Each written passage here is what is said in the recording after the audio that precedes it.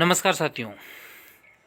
ये assistant professor के लिए ये आपका फ्री वन लाइनर क्वेश्चंस बहुत ज़्यादा इम्पोर्टेंट जो बन सकते हैं उसका चौथा भाग है जो आप फ्री ऑफ कॉस्ट आपको उपलब्ध हो रहा है। इससे ज़्यादा मैटर यदि आपको पीडीएफ में डाउनलोड करना है तो इसी वीडियो के डाउनलोड सेक्शन में जाके आप हमारे एप्लीकेशन को डाउनलोड कर लें, वहाँ से इसकी पीडीएफ भी आपको मिल जाएगी। और यदि आपको कोई टेस्ट सीरीज परचेज करनी है तो वो भी आपको वहाँ पे मिल जाएगी।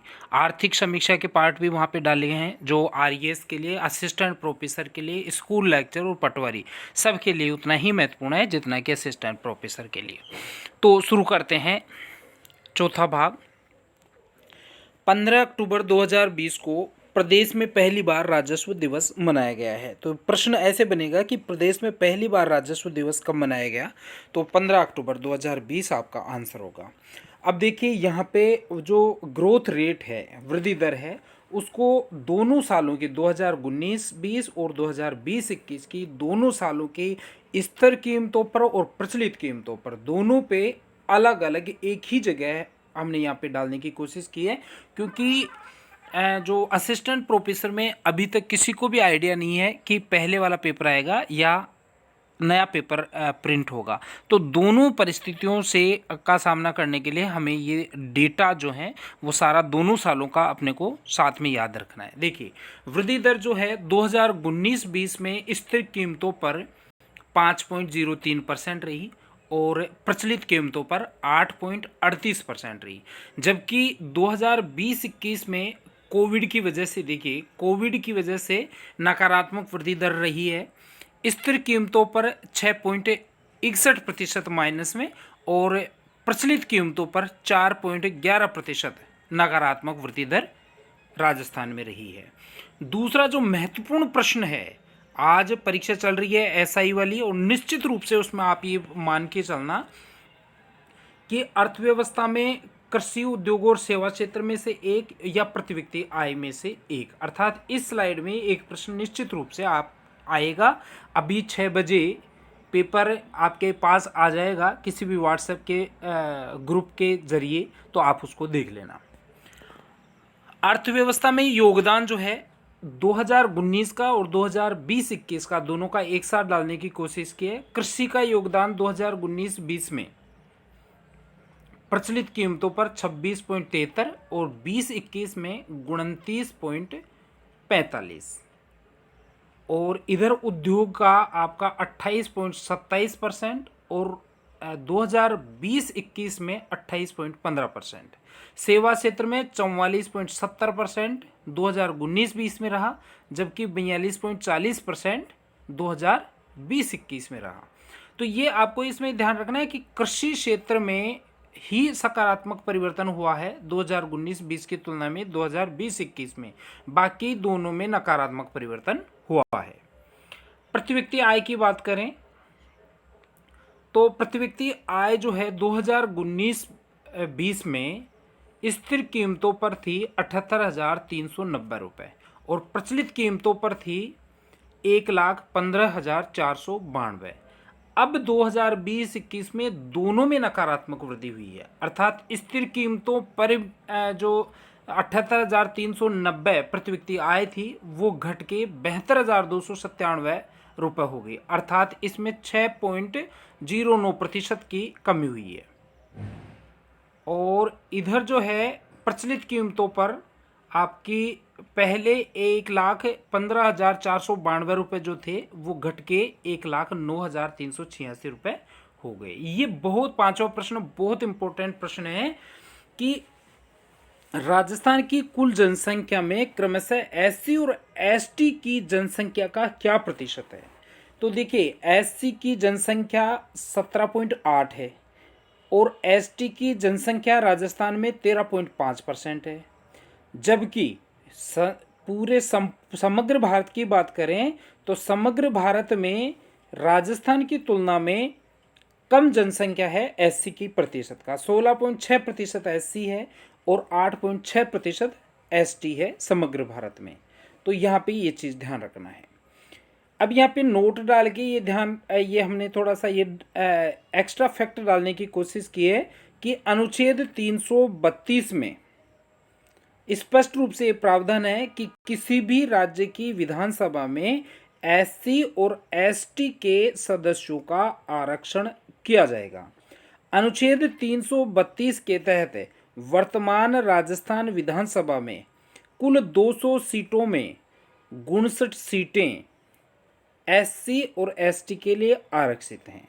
एससी के लिए 34 सीटें और एसटी के लिए 25 सीटें आपके लिए यहाँ पे आरक्षित हैं। ठीक है, आगे चलते हैं। छठा प्रश्न, वित्तीय वर्ष 2019-20 की तुलना में वर्ष 2020-21 में कृषि क्षेत्र में विकास दर कितनी रही? तो 2.08% विकास दर रही। मैंने आपको पहले भी बताने की कोशिश की है कि कोविड की विपरीत परिस्थिति के कारण उद्योग और जो है आपका सेवा क्षेत्र है उसमें नकारात्मक वृद्धि हुई है। केवल कृषि क्षेत्र में सकारात्मक वृद्धि देखने को मिली है, क्योंकि और जो इसका जो वृद्धि दर है वो 2.08% रही है। सातवां बहुत इंपॉर्टेंट प्रश्न है ये, छठा प्रश्न, क्योंकि केवल इसी क्षेत्र में सकारात्मक वृद्धि हुई है, बाकी में नकारात्मक वृद्धि हुई है। सातवां प्रश्न है 271.33 लाख टन अर्थात 2020-21 में कुल खाद्यान्न का उत्पादन कितना रहा? 271.33 लाख टन कुल उत्पादन रहा। और आपको पता है 2.08% की वृद्धि दर हुई है, अर्थात पहले तो कम रहा होगा पिछली बार 2019-20 में उत्पादन। तो पिछली बार 265.21 लाख टन था और अब की बार 271.33 लाख टन है। आठवां प्रश्न बहुत इंपॉर्टेंट है। कल परसों के दिन जो टेक्निकल एजुकेशन में जो एग्जाम हुई है उसमें ये प्रश्न ऐसे कैसे पूछा है कि दिल्ली मुंबई औद्योगिक गलियारे का राजस्थान में प्रतिशत कितना है? तो आपको ये ध्यान रखना है, हमने हमारी आर्थिक समीक्षा में भी फैक्ट डाल दिया था। और आर्थिक समीक्षा को यदि आप डाउनलोड करना चाहते हैं तो इसी वीडियो के डिस्क्रिप्शन में आपको हमारे एप्लीकेशन का लिंक मिलेगा। हमारे जो टेलीग्राम चैनल का, फेसबुक पेज का, सब पे आपको वो चीज़ें उपलब्ध हो जाएंगी, तो वहाँ से जाके आप ज्वाइन कर सकते हैं।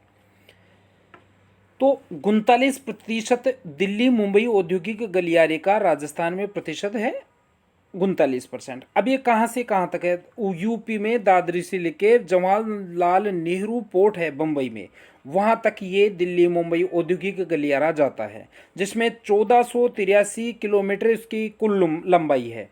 24 औद्योगिक क्षेत्र हैं, 8 स्मार्ट शहर हैं और 2 एयरपोर्ट हैं। इसमें आपको ये भी ध्यान रखना है कि 2006 में जापान सरकार के साथ भारत सरकार ने MOU इसके संदर्भ में किया था। दिल्ली मुंबई औद्योगिक गलियारा राजस्थान सहित 6 राज्यों से गुजरता है। नवा प्रश्न देखिए, बाड़मेर रिफाइनरी में राजस्थान सरकार का कितना प्रतिशत हिस्सा है? ये 26% है। तो बाकी 74% किसका है? वो है HPCL कंपनी का है 74%। और आपको ये ध्यान रखना है कि राजस्थान के संदर्भ में फैक्ट पूछेगा तो यही पूछेगा कि बाड़मेर रिफाइनरी का राजस्थान सरकार का क्या हिस्सा है प्रतिशत में। ठीक है। 10वां प्रश्न है, आदिवासी शहीदों की स्मृति में बनाया गया लीलूड़ी बड़ली शहीद स्मारक कहाँ बनाया गया है? तो ये भूला गांव सिरोही आपका इसमें आंसर आ जाएगा। अब ये जो है पिछली बार RES मेंस में पूछा गया था कि राजस्थान नहर बहुचर्चित नवीन प्रस्तावित राजस्थान नहर से राज्य के कितने जिले लाभान्वित होंगे?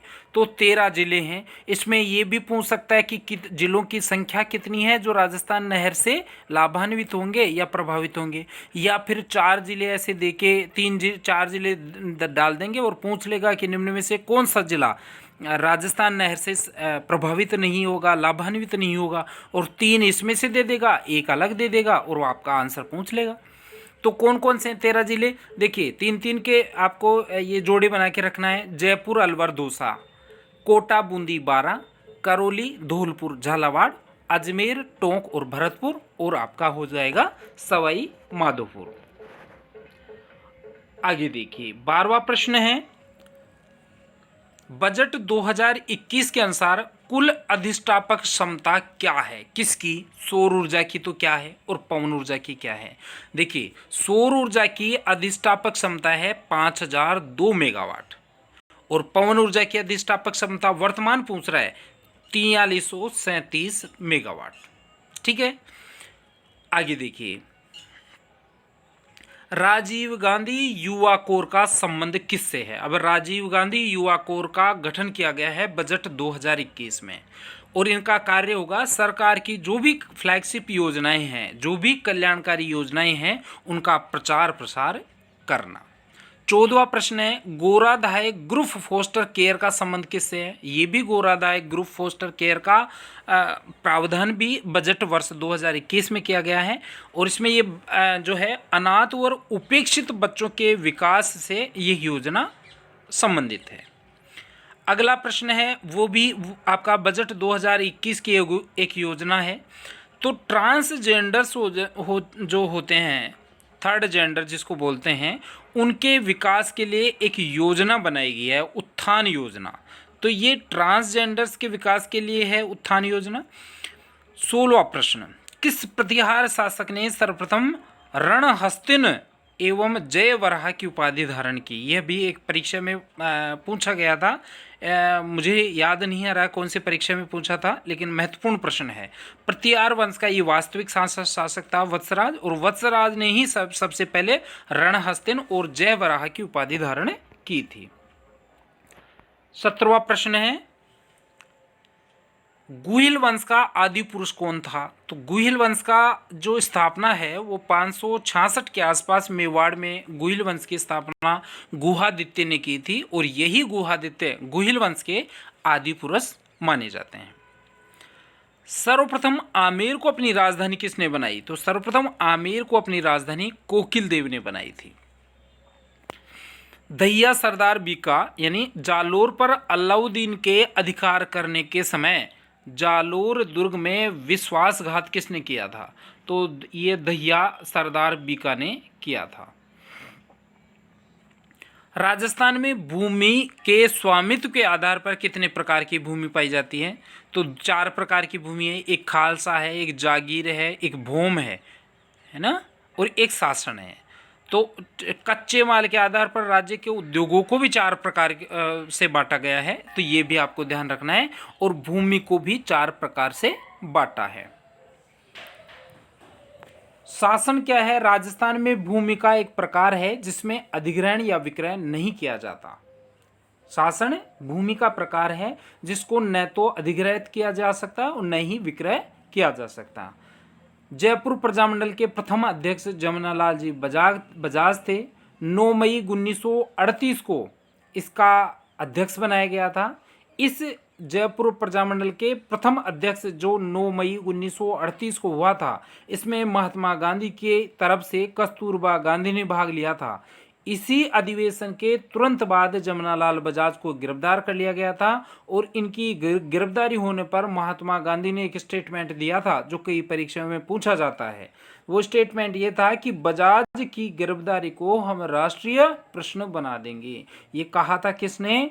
महात्मा गांधी ने। कब कहा था? जमनालाल जी बजाज को जब गिरफ्तार किया गया 9 मई 1938 के जयपुर प्रजामंडल के अधिवेशन के बाद, तब महात्मा गांधी ने ये स्टेटमेंट कहा था। नांदना क्या है? आदिवासी महिलाओं का जो अधोवस्त्र होता है, घाघरा, उसको नांदना कहा जाता है। कोपेन ने के राजस्थान की जलवायु के वर्गीकरण का आधार क्या बताया है? वो आपका वनस्पति को बताया है। राजस्थान की वर्तमान विद्युत क्षमता अर्थात दिसंबर 2019 तक क्या थी? 21,175 मेगावाट आपकी विद्युत अधिष्ठापक क्षमता है और राज्य में सर्वाधिक ऊर्जा प्राप्ति ताप विद्युत या जल विद्युत के द्वारा ही की जाती है। 24वां प्रश्न है, राजस्थान में जैव विविधता बोर्ड का गठन कब किया गया? तो 14 सितंबर 2010 आपको ध्यान रखना है। खेजड़ली दिवस हमेशा हर वर्ष 12 सितंबर को मनाया जाता है।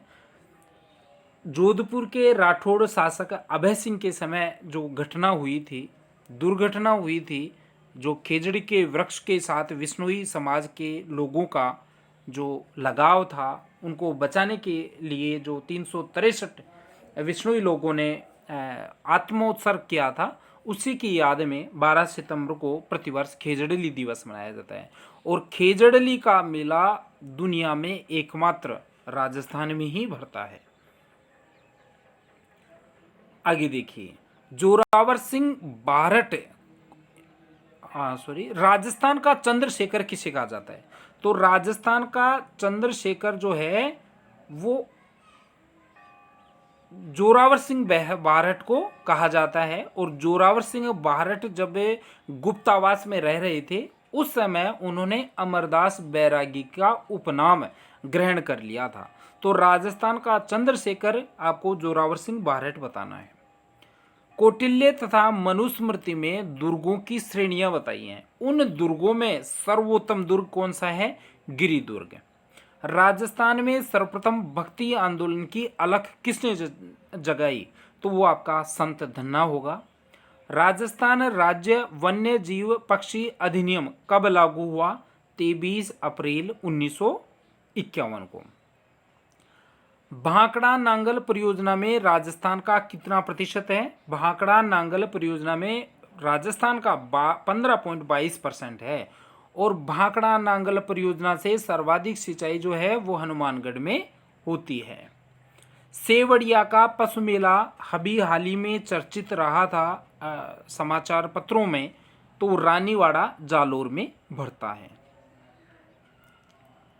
राजस्थान के संदर्भ में कुछ स्टेटमेंट हैं जिसको आपको ध्यान रखना है। खनिजों की विविधता की दृष्टि में राजस्थान का स्थान प्रथम। खनिजों के भंडारण की दृष्टि में राजस्थान का स्थान सेकंड, पहला झारखंड का है। खनिज उत्पादन में राजस्थान का स्थान तृतीय, पहला झारखंड और दूसरा एमपी का है। और खनिजों से राज्य को आय की दृष्टि से राजस्थान का स्थान पांचवा। वैज्ञानिक वर्गीकरण के आधार पर मुद्रा के प्रकार कितने हैं? वैज्ञानिक 5 प्रकार के। यूएसए में 1975 में मृदा को 5 भागों में बांटा गया था। वो 5 भाग थे: एरिडोसोल्स, एल्फीसोल्स, एंटीसोल्स, इंसेप्टिसोल्स और वर्टिसोल्स। अब देखिए, ये बहुत इंपॉर्टेंट प्रश्न है, आमतौर पे आरपीएससी का फेवरेट प्रश्न है।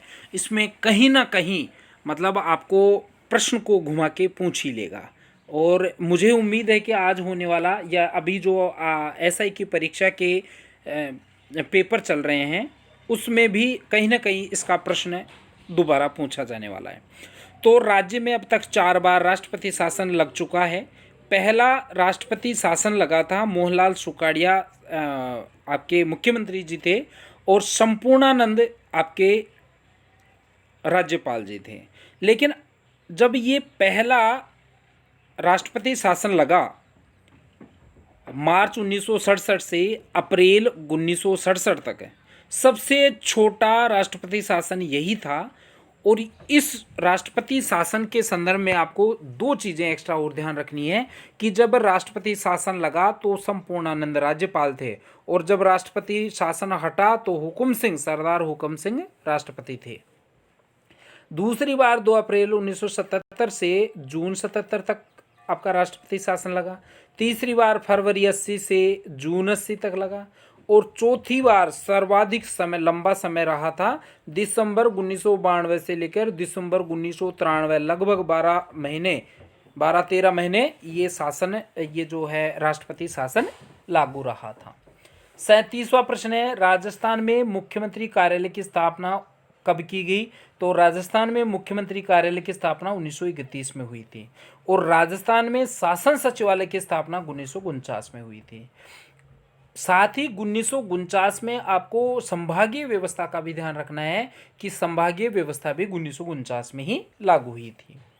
राज्य में प्रथम बार राष्ट्रपति शासन हटा तब राज्यपाल कौन थे? तो देखिए, संपूर्णानंद, तो उस समय जब पहली बार राष्ट्रपति शासन लगा तब सरदार संपूर्णानंद आपके राज्यपाल थे। और जब ये राष्ट्रपति शासन हटा पहली बार, जो मार्च 67 से अप्रैल 67 तक चला, तो उस समय जब शासन राष्ट्रपति शासन हटा तो हुकम सिंह अपने राज्यपाल थे। तो प्रश्न बहुत अच्छा बन सकता है ये वाला 38वां। राज्य में एक विधायक का मतमूल्य क्या है? तो राज्य में एक विधायक का मतमूल्य 129 है। राज्य के प्रथम मुख्य सचिव के राधाकृष्णन थे। राज्य के प्रथम महिला मुख्य सचिव कुशाल सिंह थे। राज्य के सर्वाधिक लंबा कार्यकाल वाले मुख्य सचिव कौन थे? VBL माथुर। राज्य के एकमात्र कार्यवाहक मुख्य सचिव कौन थे? SD उज्ज्वल। और वर्तमान में राजस्थान के जो है मुख्य सचिव कौन है? वो आपके निरंजन कुमार आर्य होंगे। अनुच्छेद राज्यपाल की वीटो शक्ति संविधान के कौन से अनुच्छेद में दी गई है? तो राज्यपाल की वीटो शक्ति जो होती है अनुच्छेद 200 में दी गई है। राजस्थान हाई कोर्ट के वर्तमान भवन का उद्घाटन कब हुआ था? 7 दिसंबर 2019 को झालामंड जोधपुर में राजस्थान के वर्तमान हाईकोर्ट भवन का उद्घाटन किया गया था। पीके थुंगन समिति का वर्ष पूछा जा सकता है। तो पीके थुंगन समिति का जो स्थापना का वर्ष था 1988 में था।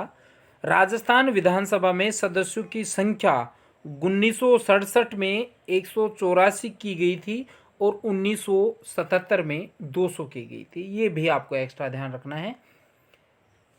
राजस्थान आपदा प्रबंधन नीति कब लागू की गई? 2007 में। देश का प्रथम शुष्क बंदरगाह कहाँ स्थापित किया गया है? तो देश का प्रथम शुष्क बंदरगाह सांचौर जालोर में अडानी ग्रुप की सहायता से स्थापित किया गया है। यहाँ पंडित दीनदयाल उपाध्याय बंदरगाह से नहर खोदकर लाई जा रही है। 46वां प्रश्न है, चित्तौड़ को राजधानी किसने बनाया? तो चित्तौड़ को राजधानी महाराणा जयद्रथ सिंह ने बनाई थी और इसी जयद्रथ सिंह की उपाधि थी रणरसिक, जो किसने दी है? गौरी शंकर ओझा ने, हीराचंद ओझा ने इनको रणरसिक की उपाधि दी, जबकि डॉक्टर दशरथ शर्मा ने जयद्रथ सिंह को नव शक्ति का संचारक कहा है। 37वां प्रश्न है, 47वां, विश्व का सबसे बड़ा रहवासी भवन कौन सा है? तो राजस्थान में जो जोधपुर का उम्मेद भवन है वो विश्व का सबसे बड़ा रहवासी यानी आवासीय भवन है, महल है। राजस्थान का ताजमहल सरदार सिंह के द्वारा निर्मित जसवंत थड़ा है। अर्थात राजस्थान का ताजमहल पूछे तो जसवंत थड़ा और जसवंत थड़ा का निर्माता पूछे तो सरदार सिंह। 49वां प्रश्न है, रावल जहांगीर ने राम राजा व सर बुलंद राय की उपाधि किसे दी थी? तो रावल रतन सिंह बहुत ही न्यायप्रिय था, इस वजह से जो हाड़ा शासक था, तो हाड़ा शासक रावल रतन सिंह की न्यायप्रियता के कारण मुगल सम्राट जहांगीर ने राम राजा और सर बुलंद राय की उपाधि दी थी। राम राजा की उपाधि न्यायप्रिय शासक होने की वजह से दी थी और सर बुलंद राय की उपाधि अग्रणी चित्रकार होने के कारण दी थी। 1857 की क्रांति के समय 31 मई को भरतपुर में जो विद्रोह हुआ था वो विद्रोह किसने किया था? मेव और गुर्जरों ने। बीकानेर का स्थापना दिवस कब मनाया जाता है? वैशाख शुक्ला तृतीया, अर्थात जिस दिन आखा तीज होती है। 1488 वर्ष ईस्वी के आखा तीज अर्थात वैशाख शुक्ला तृतीया को बीकानेर दुर्ग की नींव करणी माता के द्वारा लगाई गई थी। तो यहाँ पे आपको ये ध्यान रखना है, वैशाख शुक्ला तृतीया आपका आंसर हो जाएगा। राजस्थान में पर्यटन को उद्योग का दर्जा मोहम्मद यूनुस खान की समिति की सिफारिश पर 1979 में दिया गया था। तो राजस्थान में पर्यटन को उद्योग का दर्जा किस समिति की सिफारिश पे? तो मोहम्मद यूनुस समिति। और कब दिया गया? तो वर्ष 1989। राज्य आपदा कोष की स्थापना कब की गई? राज्य आपदा कोष की स्थापना 1985 में की गई थी और इसके तहत वर्तमान में कोई आपदा आ जाती है तो 4 लाख तक प्रति परिवार आर्थिक सहायता दी जा सकती है। बजट 2020-21 में कितने संकल्प रखे गए? तो 7 संकल्प हैं और सातों संकल्पों का जो है यहाँ पे मैंने देने की कोशिश की है। निरोगी राजस्थान पहला संकल्प, संपन्न किसान दूसरा संकल्प, महिला बाल एवं वृद्ध कल्याण तीसरा संकल्प, सक्षम मजदूर छात्र युवा जवान चौथा संकल्प, शिक्षा का परिधान पांचवा संकल्प, पानी बिजली व सड़कों का मान छठा संकल्प और कौशल व तकनीकी प्रधान सातवां संकल्प आपका होगा। राजस्थान में नवीनतम चर्चित पोटास के भंडार कितने हैं? तो 2400 मिलियन टन पोटास के भंडारों की अनुमान राजस्थान में गंगानगर, बीकानेर और हनुमानगढ़ में लगाया गया है। गोविंद गिरी ने 1883 में संप सभा और 1911 में भगत पंत बेड़सा में किया था। अब यहाँ पे गोविंद गिरी से संदर्भित इस संबंधित ये संप सभा और भगत पंत का कोई प्रश्न पूछता है तो इसमें डेट उल्टी कर देता है। निम्न में से कौन सा कथन असत्य है? और यहाँ पे वहाँ पे दे देता है भगत पंत को 1883 के साथ जोड़ देता है और संप सभा को 1911 के साथ जोड़ देता है और दोनों ही स्टेटमेंट गलत हो जाते हैं और आप दोनों स्टेटमेंटों को सही मान लेते हैं और आपका प्रश्न गलत हो जाता है। तो ये आपको ध्यान रखना है। जून 2013 में राज्य के 6 जिले विश्व विरासत सूची में शामिल किए गए थे। उनका चीकू गाजर आम से आपको ध्यान रखना है। ची मतलब चित्तौड़गढ़, कू मतलब कुंभलगढ़, गा मतलब गांगरोन दुर्ग, जय मतलब जैसलमेर दुर्ग, रे मतलब रणथंभौर दुर्ग और आ मतलब आमेर दुर्ग। ये आपको 6 दुर्गों के बारे में ध्यान रखना है। पोखरण हवेली जोधपुर में है, जबकि जोधपुर की अन्य हवेली पाल हवेली और 25 हवेली है। अमर सिंह राठौड़ की छतरी में खंबे कितने हैं? अमर सिंह राठौड़ की छतरी है नागौर में, जिसमें 16 खंबे हैं। उदयपुर चित्रशैली का स्वर्णकाल जगत सिंह प्रथम के शासनकाल को माना जाता है। राजस्थान में अत्यंत सघन वन मात्र 78 वर्ग किलोमीटर रह गए हैं, जो संपूर्ण वन क्षेत्र का 0.02% है। ये ध्यान रखना है।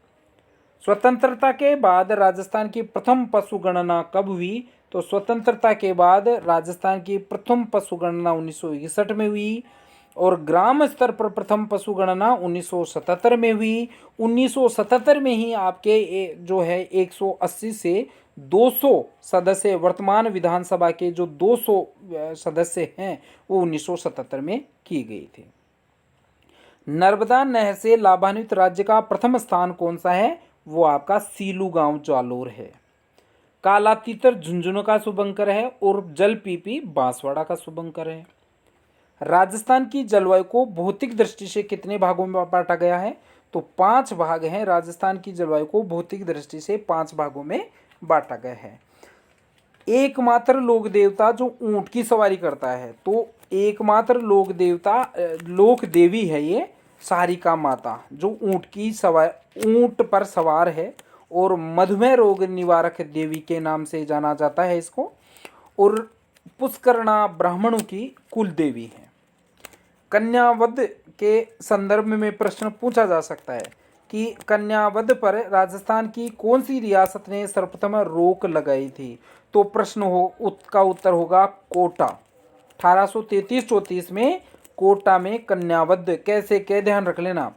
1837 में बीकानेर ने लगा दी थी, 39 में जोधपुर ने और 44 में उदयपुर ने कन्यावध पर रोक लगा दी गई थी। वर्तमान में राजस्थान में कितने टेक्सटाइल पार्क हैं? तो राजस्थान में वर्तमान में 4 टेक्सटाइल पार्क हैं। आरपीएससी अध्यक्ष व सदस्यों का कार्यकाल कितना होता है? 6 वर्ष या 62 वर्ष की आयु, दोनों में से जो भी पहले हो जाए वही उसका कार्यकाल होगा। कौन से अभिलेख में हमीर की तुलना ब्रह्मा, विष्णु और कामदेव से की गई है? तो 1429 का समिदेश्वर मंदिर अभिलेख है। उस समिदेश्वर मंदिर अभिलेख में हमीर की तुलना ब्रह्मा, शिव और कामदेव से की गई है। नापू नरपाल अलाउद्दीन खिलजी से युद्ध करते हुए वीरगति प्राप्त करने वाला बूंदी का चौहान शासक कौन था? तो नापू या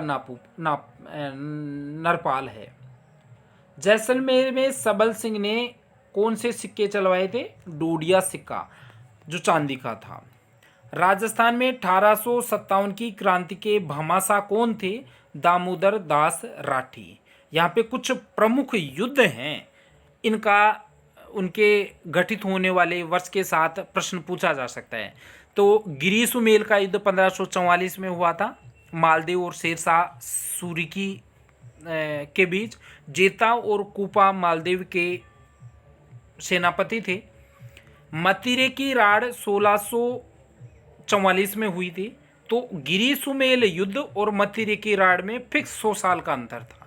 राजमहल का युद्ध 1737 में हुआ, 47 में हुआ, और गिंगोली का युद्ध 1807 में हुआ।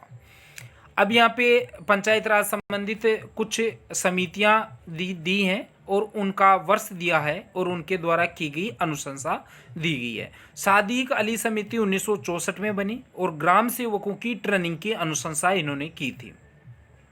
गिरधारी लाल व्यास समिति 1973 में बनी और संस्थाओं के वित्तीय सशक्तिकरण, पंचायत राज संस्थाओं के वित्तीय सशक्तिकरण की अनुशंसा इन्होंने की थी। एमएल सिंघवी समिति 1986 में बनी और ये संवैधानिक मान्यता, पंचायत राज संस्थाओं को संवैधानिक मान्यता देने के लिए इन्होंने अनुशंसा की थी। और गुलाब चंद कटारिया समिति तो आपको सबको पता है, 2011 में इन्होंने जो अनुशंसा दी थी वो वास्तव में बहुत अच्छी थी और राजस्थान सरकार ने माना भी, और 29 विषय वर्तमान पंचायत राज संस्थाओं को हैंडओवर इसी समिति के आधार पर दिया गया। आरपीएससी के सदस्य कितने? 1 अध्यक्ष और 7 सदस्य, अर्थात 8 सदस्य टोटल होते हैं। जेता और कूपा कौन थे? मालदेव के सेनापति थे जो पाहेबा या साहेबा के युद्ध में 1542 के गिरी सुमेल युद्ध में मारवाड़ सेना का नेतृत्व किया। यानी पाहेबा साहेबा का जो युद्ध हुआ था वो 1542 में हुआ बीकानेर के कल्याणमल के विरुद्ध, और गिरी सुमेल का युद्ध 1544 में हुआ था। और इन दोनों ही प्रमुख युद्धों में जेता और कूपा मालदेव के सेनापति थे, ये आपको ध्यान रखना है। अलवार प्रजामंडल के द्वारा जागीर माफिया आंदोलन चलाया गया था 1921 में।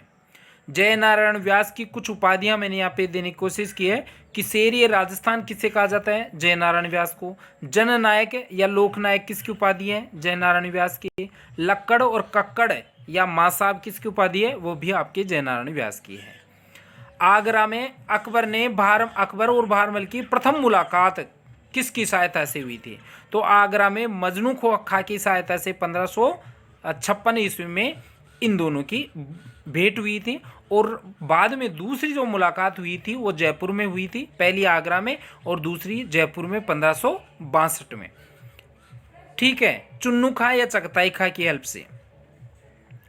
अब राजस्थान के जो दुर्ग हैं जिनका नाम बदला गया कभी, वो यहाँ पे दिए गए हैं। जलालाबाद जालोर का नाम बदल दिया था अलाउद्दीन खिलजी ने 1311 में जब युद्ध हुआ था। खिजराबाद चित्तौड़गढ़ का नाम बदल के अलाउद्दीन खिलजी ने 1303 के युद्ध में कर दिया था। सिवाना का युद्ध यानी सिवाना को जीतने के बाद अलाउद्दीन खिलजी ने 1308 में इसका नाम बदल के खैराबाद कर दिया था। महमूद खिलजी ने गांगरोन दुर्ग का नाम बदलकर मुस्तफाबाद कर दिया गया था। और बहादुर शाह प्रथम जो आपका औरंगजेब के बाद मुगल गद्दी पर बैठे थे, वो बहादुर शाह प्रथम ने आमेर का नाम बदलकर मोमिनाबाद कर दिया गया था। 82वां प्रश्न है, उदयपुर शैली का स्वर्ण काल किसके काल को कहा जाता है? जगत सिंह। आभूषण यानी आरसी हाथ के अंगूठे में पहनी जाती है, तो गोर पैर के अंगूठे में पहनी जाती है। अर्णोराज पुष्कर में वराह मंदिर का निर्माण किसने करवाया? वो थे आपके अर्णोराज। जिनेंद्र रथ यात्रा कहाँ की प्रसिद्ध है? हिंडोन सिटी करौली की। किसे पांचवा वेद कहा गया है? बेली कृष्ण रुक्मणी ग्रंथ को पांचवा वेद कहा गया है, कवि दुर्साहडा ने कहा।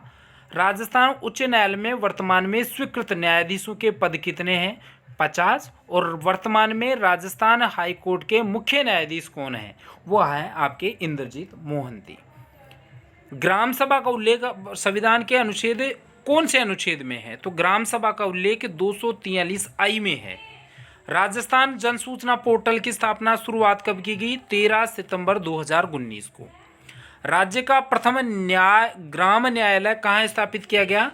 वो है बस्सी जयपुर में। राज्य में रासायनिक खाद बनाने का प्रथम कारखाना कहाँ बनाया गया है? वो है आपका कोटा में। मगरा क्षेत्र विकास कार्यक्रम कितने जिलों में लागू किया गया है? वो है 5 जिले, यानी अर्थात जो पाली, राजसमंद, अजमेर, भीलवाड़ा और चित्तौड़, ये 5 जिले हैं। उनकी 14 ग्राम पंचायतों के 1426 ग्रामों में मगरा क्षेत्र विकास कार्यक्रम चालू है। अर्थात 5 जिले हैं, कौन कौन से हैं? पाली, राजसमंद, अजमेर, भीलवाड़ा और चित्तौड़। इनके 14 ग्राम पंचायत हैं और 14 ग्राम पंचायतों के 1426 ग्रामों में ये कार्यक्रम चल रहा है। तेंदुवृक्ष का राष्ट्रीयकरण कब किया गया था? तेंदुवृक्ष का राष्ट्रीयकरण 1975 में किया गया। भारतीय मेरिनो राजस्थान की किस भेड़ को कहा जाता है? चोकला भेड़ को। मिट्टी की अम्लता दूर करने में तो चूना पत्थर का प्रयोग किया जाता है, दोनों को एक जगह ही दे दिया मैंने। मिट्टी की अम्लता दूर करने में चूना पत्थर का प्रयोग होता है और मिट्टी की क्षारीयता दूर करने में जिप्सम का प्रयोग किया जाता है। पलाश या ढाका वैज्ञानिक नाम क्या है? वनस्पति का नाम क्या है? तो वो है आपका ब्यूटिया मोनोस्पर्मा। राजस्थान में सर्वाधिक वर्षा कौन से जिले में होती है? झालावाड़ में 80 से 100 सेंटीमीटर। नर्मदा नहर परियोजना की राजस्थान में लंबाई कितनी है? नर्मदा नहर परियोजना की राजस्थान में लंबाई है 74 किलोमीटर, जबकि कुल लंबाई 532 किलोमीटर है और गुजरात में 458 किलोमीटर है और राजस्थान में 74 किलोमीटर है।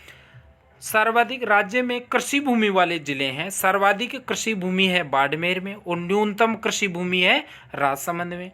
आज का अंतिम प्रश्न है, राइजोक्स या रेवरीना मृदा कहाँ पाई जाती है? तो राइजोक्स या रेवरीना मृदा जो है वो गंगानगर में पाई जाती है। साथियों, इन पीडीएफ्स की ये बहुत महत्वपूर्ण प्रश्न होने वाले हैं। आरएएस में स्कूल व्याख्याता जो अभी दीपावली से पहले उसकी वैकेंसी आने वाली है, उसमें वीडियो ग्राम विकास अधिकारी की जो पोस्टिंग अभी निकली हुई है, परीक्षा होना अभी प्रस्तावित है, उनमें या आरएएस प्री में, इन्हीं सब परीक्षाओं में ये जो 300 प्रश्नों का संग्रह हम आपको फ्री ऑफ कॉस्ट पीडीएफ में भी उपलब्ध करवा रहे हैं, वो आपके लिए रामबाण होगी और निश्चित रूप से आपको परीक्षा में इनसे सहायता मिलेगी। आज के लिए इतना ही, धन्यवाद।